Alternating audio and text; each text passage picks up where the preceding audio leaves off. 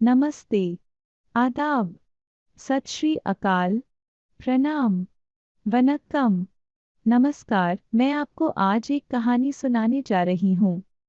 प्रस्तुत कहानी में निर्भीक सत्य भाषण की महत्ता बताई गई। कहानी का शीर्षक है पर मैं झूठ नहीं बोलूंगा।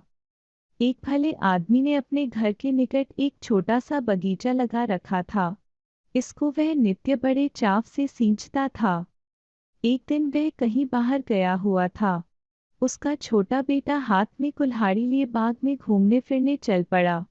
कुल्हाड़ी की धार की परख करते करते उसने सबसे बढ़िया पेड़ की एक डाली काट डाली। सांझ समय जब पिताजी घर लौटे तो नियमपूर्वक बगीचे में भी आए। जब उस पेड़ की डाली कटी देखी तो वे आग बबूला हो गए। वे एक एक कर घर के सभी लोगों से पूछने लगे, पेड़ की डाली किसने काटी है?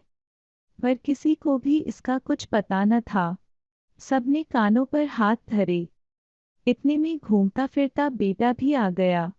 पिताजी ने उससे भी वही बात पूछी तो उसने स्पष्ट ही कह दिया, आप अप्रसन्न तो जरूर होंगे पर मैं झूठ नहीं बोलूंगा। इस पेड़ की डाली मैंने ही काटी है। प्रकृति प्रेमी पिता के क्रोध की आग धधक उठी, पर बेटे की सत्यनिष्ठा ने क्रोध को कम कर दिया। पिता ने स्नेहस्ने स्वर में शांतिपूर्वक कहा, बेटा, मुझे तुम्हारी सच्चाई से प्रसन्नता हुई पर डाली कट जाने का अपार दुख भी हुआ है। लड़के ने कहा, पिताजी, मेरा अपराध क्षमा कीजिए। मैं भविष्य में ऐसी गलती कभी नहीं करूंगा। पिता ने उसका अपराध क्षमा कर दिया। इसका उस बालक के मन पर बड़ा प्रभाव पड़ा।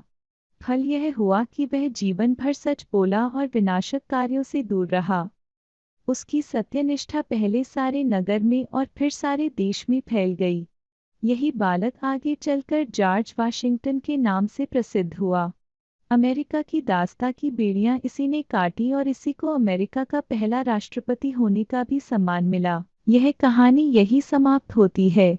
अगर आपको मेरी कहानी का प्रवाह पसंद आ रहा है तो मेरे चैनल को सब्सक्राइब करें, वीडियो को लाइक करें और साझा करें। धन्यवाद।